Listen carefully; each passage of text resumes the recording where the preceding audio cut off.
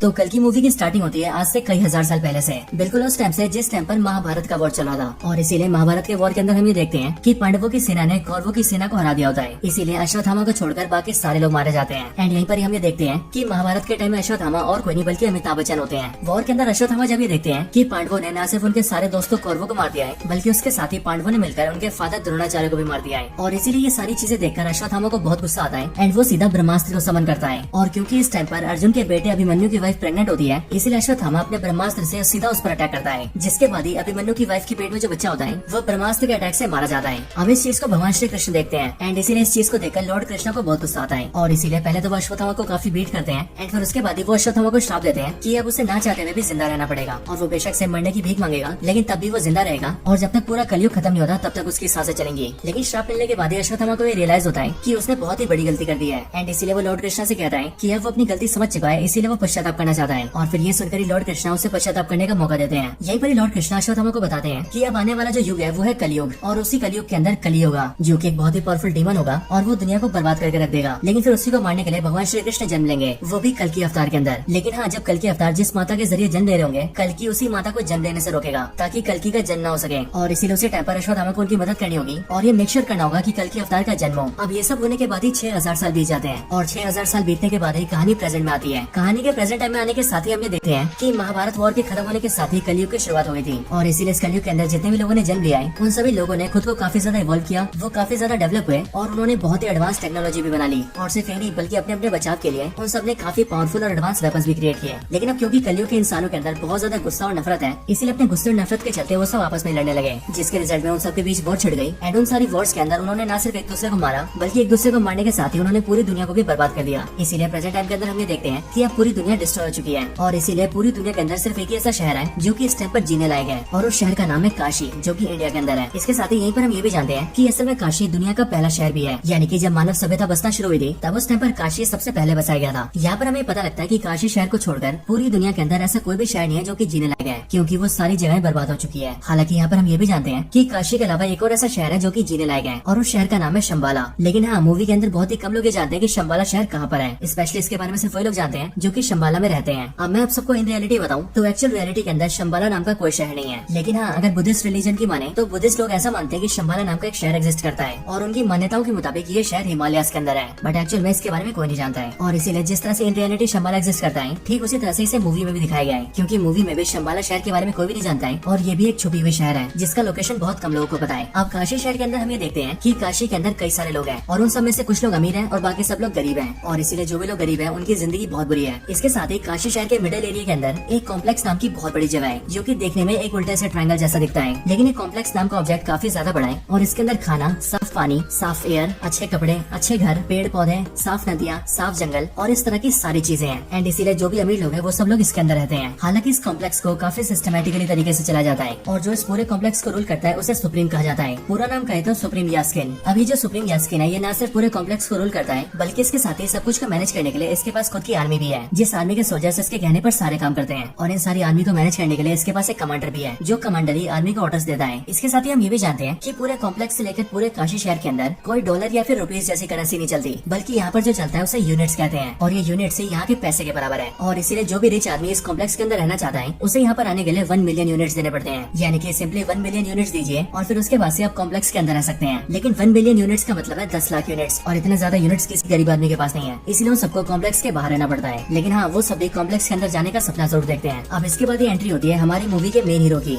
यानी कि rebel star Prabhas की, जिनके कैरेक्टर का इस मूवी के अंदर नाम है भैरवा। भैरवा की एंट्री होने के साथ ही हम ये जानते हैं कि भैरवा काशी शहर के अंदर ही रहता है। लेकिन हाँ, भैरवा की कोई फैमिली नहीं है, ना ही उसके मदर और फादर है और ना ही भाई बहन है एंड इसीलिए भैरवा अकेला अपनी जिंदगी बिताता है। लेकिन इसके साथ ही हम ये भी जानते हैं कि भैरवा काफी अच्छा फाइटर है और वो लड़ने के बहुत सारे तरीके जानता है। अब वैसे देखा जाए तो साउथ इंडियन फिल्मों के जितने भी हीरो होते हैं वो सब लड़ने में तो वैसे एक्सपर्ट होते हैं, इसलिए यहाँ पर भैरवा यानी कि प्रभास भी बाकियों से काफी पावरफुल है। हालांकि इसके साथ ही हम ये भी देखते हैं कि भैरवा एक काफी अच्छा इंसान है। लेकिन हाँ, भैरवा का भी ये सपना है कि वो एक दिन कॉम्प्लेक्स के अंदर जाए और वहाँ जाकर एक मजे की जिंदगी बिताए। लेकिन हाँ, अब क्योंकि कॉम्प्लेक्स के अंदर जाने के लिए 1 मिलियन यूनिट्स देने पड़ते हैं, इसलिए भैरवा अब तक कॉम्प्लेक्स के अंदर नहीं जा पाया है, क्योंकि उसके पास इतने यूनिट्स ही नहीं है। और इतने सारे यूनिट्स तो क्या, बल्कि उसके पास कुछ भी नहीं है, इसीलिए वो दूसरों से यूनिट्स मांग मांग के उधारी पे जीता है और टाइम से किसी का भी उधार नहीं चुकाता है। हालांकि एक दिन हम ये देखते हैं कि काशी के अंदर शंबाला का एक स्पाई घुस जाता है और इसीलिए उसे कई सारे गुंडे पकड़ रहे होते हैं, क्योंकि शंबाला से जो भी लोग आते हैं या फिर स्पाई आते हैं उन सबको पकड़कर अगर कॉम्प्लेक्स को सौंपा जाए तो कॉम्प्लेक्स के सोल्जर्स का कमांडर उस उस आदमी को काफी बड़ी बाउंटी देता है, मतलब कि काफी बड़ा इनाम देता है। और इसलिए यहाँ पर जैसी भैरवा उस स्पाई को देखता है वैसे वो उन सारे गुंडों से फाइट करता है और उन सबको बीट करके शंबाला के स्पाई को पकड़ लेता है। हालांकि उससे पकड़ने के बाद ही भैरवा को पता लगता है कि असल में शंबाला का वो स्पाई एक आम आदमी है जो कि बस यहाँ पर कॉम्प्लेक्स की तहकीकात करने आया है। लेकिन अब क्योंकि उसे तो सिर्फ यूनिट चाहिए थे ताकि वो कॉम्प्लेक्स के अंदर जा सके, इसीलिए वो स्पाई की बात नहीं मानता है और उसे अपने घर में बंद कर देता है ताकि कुछ टाइम बाद ही वो उसे कॉम्प्लेक्स को सौंप दे और कॉम्प्लेक्स से उसे 10,000 यूनिट्स मिले। और फिर इसी तरह से धीरे धीरे करके वो कई सारे यूनिट जोड़े और जब उसके पास 1 मिलियन यूनिट्स हो जाए तो वो कॉम्प्लेक्स के अंदर जाए। हालांकि इसके कुछ टाइम बाद ही हम दिशा पटानी को भी देखते हैं जिसका इस मूवी के अंदर रॉक्सी नाम होता है और वो बेसिकली मूवी के अंदर भैरवा की गर्लफ्रेंड होती है। रॉक्सी जब भैरवा से मिलती है तब हमें पता लगता है कि भैरवा ने उधार लेने के मामले में रॉक्सी को भी नहीं छोड़ा है और उसने रॉक्सी से भी कई सारे यूनिट्स उधार ले रखे हैं। लेकिन इन सबसे हटकर रॉक्सी भैरवा को बताती है कि उसकी कॉम्प्लेक्स के अंदर जॉब लग गई है एंड उसे कल से कॉम्प्लेक्स के अंदर जाना है और वहाँ जाकर साफ सफाई करनी है। लेकिन जैसे भैरवा कॉम्प्लेक्स का नाम सुनता है वैसे वो रॉक्सी से कहता है कि वो कल बस एक दिन के लिए उसे अपने साथ लेकर जाए क्योंकि उसका भी ये सपना है कि वो कॉम्प्लेक्स को अंदर से देखे। अब इसके लिए रॉक्सी एग्री कर जाती है और वो भैरवा को अपने साथ कॉम्प्लेक्स के अंदर ले जाती है। अंदर आने के बाद ही भैरवा को बहुत खुशी होती है क्योंकि वो देखता है कि कॉम्प्लेक्स अंदर से बहुत सुंदर है, वहाँ बहुत सारा साफ पानी है, खाने के लिए बहुत कुछ है, वहाँ नदियाँ हैं, जंगल है और इसी तरह की बहुत सारी सुंदर सुंदर चीजें हैं। एंड इसलिए ये सब देखकर भैरवा थोड़ा पागल हो जाता है और वो रॉक्सी के साथ मिलकर सब कुछ के मजे लेने लगता है। लेकिन हाँ, कुछ टाइम बाद ही वो सोल्जर्स के हाथों पकड़ा जाता है जिस वजह से कॉम्प्लेक्स के सोल्जर्स भैरवा को बाहर निकाल देते हैं। लेकिन हाँ, जब भैरवा को कॉम्प्लेक्स से निकाल दिया जाता है तब उसका कॉम्प्लेक्स के अंदर जाने का और भी ज्यादा मन करने लगता है क्योंकि उसने कॉम्प्लेक्स के अंदर का ट्रेलर जो देख लिया होता है। एंड इसीलिए भैरवा डिसाइड करता है कि वो जल्दी से जल्दी कॉम्प्लेक्स के अंदर जाकर ही रहेगा और कॉम्प्लेक्स के अंदर ही जिंदगी बिताएगा। अब इसके बाद ही सीन शिफ्ट होता है और हमें सीधा कॉम्प्लेक्स के अंदर का नजारा दिखता है। कॉम्प्लेक्स के अंदर हम एक बहुत बड़ी सी लैब को देखते हैं जिस लैब के अंदर बहुत सारी लड़कियां होती हैं और कई सारे साइंटिस्ट होते हैं जो कि उन सब पर रिसर्च कर रहे होते हैं। लेकिन फिर इसके बाद ही हमें कॉम्प्लेक्स का सुप्रीम दिखता है यानी कि सुप्रीम यास्किन। और फिर यहीं पर ही हमें पता लगता है कि सुप्रीम यास्किन ही एक्चुअल में कली है। बट यहाँ पर हम ये जानते हैं कि कली यानी कि सुप्रीम यास्किन बहुत ही बुरी हालत में होता है। उसकी बॉडी काफी दुबली पतली और कमजोर सी होती है एंड उसके अंदर पावर्स भी नहीं होती है। हालांकि यहीं पर मैं आप सबको बता दूं कि ये जो सुप्रीम यास्किन होता है यानी कि कली, ये एक्चुअल में एक्टर कमल हसन होते हैं क्योंकि कमल हसन ने इस मूवी के अंदर सुप्रीम यास्किन की एक्टिंग की है। और वैसे यहाँ पर ज्यादा कंफ्यूजन ना हो उसके लिए हम कली को सुप्रीम यास्किन के नाम से नहीं बल्कि कली के नाम से बुलाएंगे। अब यहाँ पर हम ये देखते हैं कि कली बहुत बुरी हालत में होता है और इसीलिए उसे अपनी पावर्स वापस चाहिए होती है एंड वो खुद को फिर से ठीक करना चाहता है या फिर यूँ कहे वो खुद को पावरफुल करना चाहता है। इसके साथ ही हम ये भी जानते हैं कि कली एक्चुअल में ह्यूमन से बहुत नफरत करता है क्योंकि कली का ऐसा मानना है कि ह्यूमंस नेचर को डिस्ट्रॉय कर रहे हैं और इन 6000 सालों में जब से कलयुग चलता है तब उन पूरे सालों के अंदर ह्यूमंस ने पूरी दुनिया को बर्बाद करके रख दिया है। इसीलिए ह्यूमन बींग्स को जीने का कोई अधिकार नहीं है एंड इसीलिए वो सारे के सारे ह्यूमंस को खत्म कर देना चाहता है। लेकिन उससे पहले वो खुद को पावरफुल करना चाहता है। लेकिन खुद को ठीक करने के लिए और बहुत ज्यादा पावरफुल बनने के लिए कली को एक सीरम की जरूरत है जो सीरम एक प्रेग्नेंट वुमन के पेट से निकल सकता है यानी कि ऐसे वुमन के पेट से जिसके पेट के अंदर चाइल्ड हो। और इसके लिए कली ने एक बहुत बड़ी लैब बना रखी है एंड उस लैब में काम करने के लिए उसके पास सारे टॉप साइंटिस्ट हैं और कली के पास जितने भी सोल्जर्स हैं वो उनकी मदद से बहुत सारी लड़कियों को पकड़ के लाता है और उन सबको अपनी लैब के अंदर कैद करके रखता है। और फिर उसके बाद ही कली उन सारी लड़कियों के अंदर सीडिंग करता है जो कि बेसिकली एक साइंटिफिक एक्सपेरिमेंट है जिसके जरिए वो लड़कियों को प्रेग्नेंट करता है। लेकिन यहाँ पर वो नॉर्मल प्रेग्नेंट नहीं करता है बल्कि वो सीडिंग करने के लिए किसी स्पेशल मेथड का यूज करता है और सीडिंग में कुछ स्पेशल मिलाता भी है जिसके बाद लड़कियां प्रेग्नेंट होने लगती हैं। हालांकि यहाँ पर हम ये भी देखते हैं कि यहाँ पर जितनी भी लड़कियों के ऊपर सीडिंग की जाती है उनमें से सारी की सारी लड़कियां प्रेग्नेंट नहीं होती है। इसीलिए जो भी प्रेग्नेंट होती है उन सबको अलग जगह रखा जाता है एंड उन्हें रहने के लिए और खाने पीने के लिए सब कुछ बहुत ही बढ़िया दिया जाता है। लेकिन जो भी लड़कियां सीडिंग के बाद भी प्रेग्नेंट नहीं हो पाती उन सबको लैब के अंदर स्लेव बनाया जाता है यानी कि गुलाम। और फिर वही सारी स्लेव लड़कियां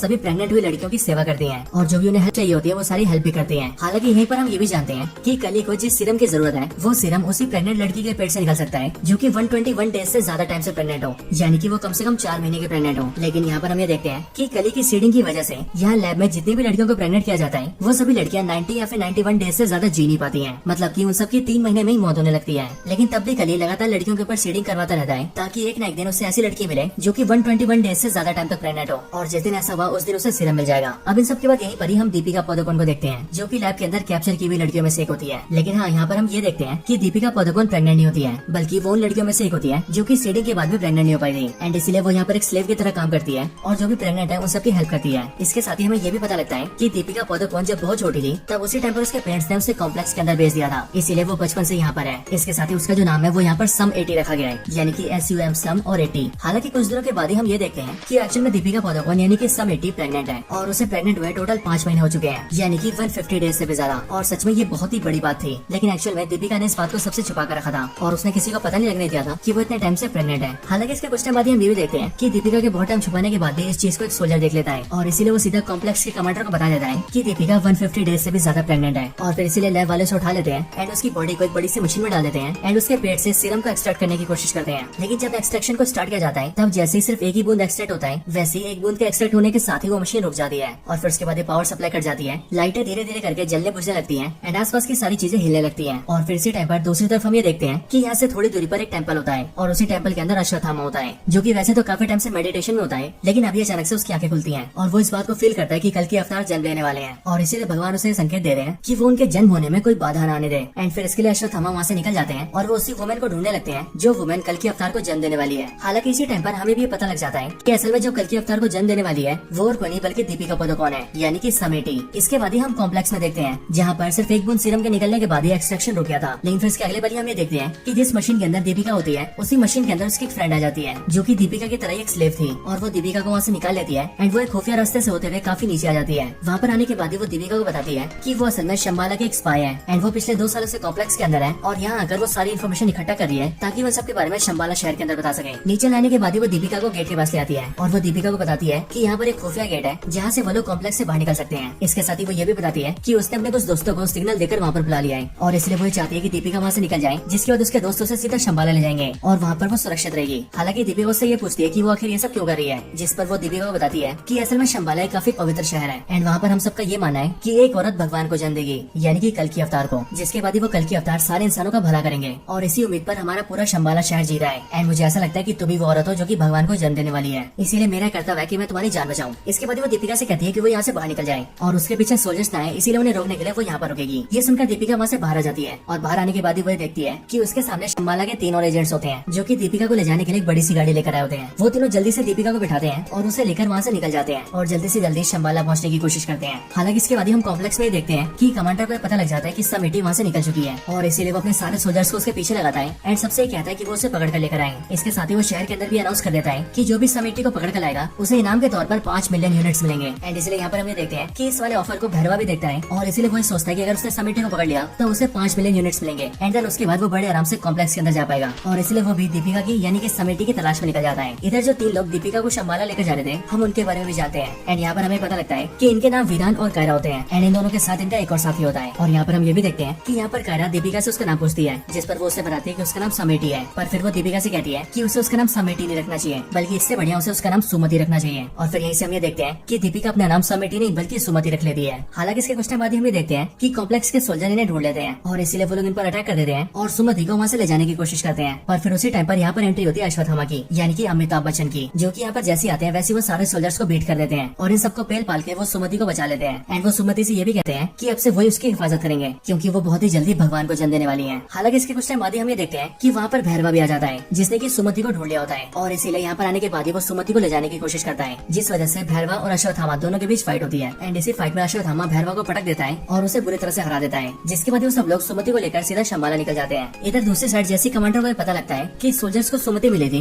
वैसे वो अपने कई और सोल्जर्स के साथ मिलकर सीधा उसी जगह पर आ जाता है जहाँ पर भैरवा और अश्वत्थामा की फाइट हुई थी। लेकिन वहाँ पर आने के बाद ही वो देखता है कि वहाँ पर उसके सारे सोल्जर्स की लाशें पड़ी हैं। इसके साथ ही वहाँ पर भैरवा भी पड़ा हुआ है जो कि अश्वत्थामा से फाइट हार गया था। यहाँ पर कमांडर भैरवा को अरेस्ट करने का ऑर्डर देता है, इसलिए सोल्जर्स भैरवा को अरेस्ट कर लेते हैं। लेकिन अरेस्ट होने के बाद ही भैरवा कमांडर से कहता है कि जब वो लोग सुमति को ऐसे लेकर जा रहे थे तब उसने ये सुना था कि वो लोग शंबाला जा रहे हैं और कोई भी नहीं जानता कि शंबाला कहाँ पर है, लेकिन वो अकेला ऐसा इंसान है जो कि शंबाला जा सकता है। इसलिए अगर कमांडर उसे सिर्फ एक मौका देंगे तो वो उनके लिए सुमति को ले आएगा। ये सुनकर कमांडर एग्री कर जाते हैं और वो भैरवा को एक मौका देते हैं और वो उससे कहते हैं कि अगर वो सुमति को शंबाला से लेकर आ गया तो फिर उसके बाद वो खुद ही उसे कॉम्प्लेक्स के अंदर एंट्री देंगे एंड फिर उसके बाद से वो कॉम्प्लेक्स के अंदर बड़े आराम से रह पाएगा। अब इसके बाद ही भैरवा सीधा अपने घर आता है और घर आकर शंबाला के उस स्पाई को आजाद कर देता है जिसे उसने आज से काफी टाइम पहले पकड़ा था। हालांकि इसे आजाद करने के बाद ही भैरवा से ट्रैप में फंसाता है क्योंकि भैरवा उससे कहता है कि अब कॉम्प्लेक्स वाले उसे कभी भी कॉम्प्लेक्स के अंदर एंट्री नहीं देंगे और इसीलिए उसे किसी को पकड़ने का कोई फायदा नहीं है एंड इसीलिए वो उसे इस टाइम पर आजाद कर रहा है। पर ये बात सुनकर शंबाला का जो स्पाई होता है वो भैरवा से कहता है कि उसे कॉम्प्लेक्स के अंदर जाने की ज्यादा सोचनी भी नहीं चाहिए, बल्कि इसकी वजह उसे उसके साथ शंबाला जाना चाहिए जो कि वैसे ही काफी सुंदर शहर है और वहाँ पर उनके साथ जाकर उसे अच्छाई का साथ देना चाहिए क्योंकि ये कॉम्प्लेक्स वाले बहुत ही बुरे इंसान है। ये सुनकर भैरवा एग्री कर जाता है क्योंकि एक्चुअल में ये उसके प्लान का हिस्सा होता है और फिर वो शंबाला के उस स्पाई के साथ सीधा शंबाला जाता है एंड शंबाला के अंदर आते वो शंबाला के स्पाई को यानी कि अपने साथी को बेहोश कर देता है और फिर वो उसे धोखा देकर सीधा सुमति के पास जाता है और वो सीधा अश्वत्थामा का रूप ले लेता है और अश्वत्थामा के रूप में आकर वो सुमति को अपने साथ ले जाने लगता है। लेकिन बाहर आते उसे अश्वत्थामा घेर लेता है, जिसके बाद ही भैरवा और अश्वत्थामा के बीच एक और फाइट होती है। लेकिन अब क्योंकि भैरवा इस बार तैयारी करके आता है इसलिए वो अश्वत्थामा को काफी अच्छे टक्कर देता है। लेकिन इन दोनों के फाइट के दौरान हम ये देखते हैं कि शंबाला के पास कॉम्प्लेक्स का कमांडर अपने बहुत सारे सोल्जर्स के साथ आ जाता है और वो सीधा शंबाला पर अटैक करके अंदर घुस जाता है, जिसके बाद शंबाला के सारे सोल्जर्स इकट्ठा होते हैं और फिर शंबाला के सोल्जर्स और कॉम्प्लेक्स के सोल्जर्स दोनों के बीच फाइट होती है। और यहाँ पर हम एक बहुत ही बड़ी वॉर को देखते हैं। लेकिन इस वॉर के अंदर कमांडर अपने सोल्जर्स के साथ मिलकर शंबाला के सारे सोल्जर्स को बहुत बुरी तरह से मार रहा होता है। इस टाइम पर हमें ये भी पता लगता है कि असल में अश्वत्थामा के हाथ में जो हथियार है वो एक्चुअल में उसका नहीं बल्कि एक कर्ण का हथियार है। एंड इसलिए यहाँ पर अश्वत्थामा के हाथ को जो हथियार होता है वो अचानक से गिरकर सीधा भैरवा के हाथ में आ जाता है। लेकिन जैसे वो भैरवा के हाथ में आता है वैसे वो हथियार चमकने लगता है और भैरवा की पावर्स भी बहुत ज्यादा बढ़ जाती है। और फिर सीधा यहाँ पर फ्लैशबैक आता है और फ्लैशबैक के जरिए हमें जानते हैं कि असल में भैरवा ही महाभारत के टाइम का अर्जुन है और यहाँ पर उसकी अर्जुन वाली असली पावर्स जाग चुकी है। और फिर इसके लिए भैरवा कुछ टाइम के लिए अर्जुन बन जाता है और वो सीधा कमांडर के सारे सोल्जर से लड़ने लगता है। एंड फिर वो सारे सोल्जर्स को मार देता है और एंड में वो कमांडर को भी मार देता है और फिर इस तरह से वो सुमति को बचा लेता है। लेकिन फिर जैसे वो अपना हथियार छोड़ता है वैसे हम ये देखते हैं कि वो एक बार फिर से भैरवा बन जाता है, यानी कि वही भैरवा जिसे कॉम्प्लेक्स के अंदर जाना है। और इसीलिए होश आते वो सीधा सुमति को उठाता है और उसे लेकर अपनी गाड़ी में बैठ जाता है और वहाँ से सीधा अपनी गाड़ी को फ्लाई करता है और शंबाला से निकल जाता है। इस टाइम पर अश्वत्थामा से रोकने की कोशिश करता है लेकिन वो भी भैरवा को रोकने में फेल हो जाता है और भैरवा सुमति को लेकर अपने साथ निकल जाता है। अब इसके बाद हमें सीधा कॉम्प्लेक्स का सीन दिखाया जाता है जहाँ पर हम कली को देखते हैं। अब आपको याद हो तो जिस टाइम पर सुमति का एक्सट्रैक्शन चल रहा था उस टाइम पर मशीन के बंद होने तक वहाँ पर एक बूंद सीरम को निकाल लिया गया था। एंड इसलिए यहाँ पर हम ये देखते हैं कि उसी एक बूंद सीरम को सीधा कली के हाथ में दिया जाता है और फिर कली जैसे उसे लेता है वैसी सीरम के उस एक बूंद को वो अपनी बॉडी में डाल लेता है और जैसे वो एक बूंद सीरम कली की बॉडी में जाता है वैसे हम ये देखते हैं कि कली की दुबली पतली और कमजोर सी बॉडी बहुत ही पावरफुल और मस्कुलर हो जाती है और वो बहुत ज्यादा शक्तिशाली हो जाता है। और फिर इसके बाद ये कली डिसाइड करता है कि अब उसे बाकी का पूरा सीरम चाहिए और इसके लिए वो खुद ही सुमति को ढूंढेगा और उसके अंदर से सारा सीरम निकाल लेगा। और जब ऐसा होगा तब कली इतना ज्यादा पावरफुल हो जाएगा कि तब उसे रोकने वाला कोई भी नहीं होगा, यहाँ तक कि भगवान भी नहीं। हालांकि दोस्तों यहीं पर ये मूवी एंड हो जाती है और इसीलिए जब इस मूवी का नेक्स्ट पार्ट आएगा तभी हमें पता लगेगा कि इसकी आगे की स्टोरी में क्या होने वाला है। लेकिन हाँ दोस्तों तब तक के लिए इसकी स्टोरी यहीं पर एंड होती है।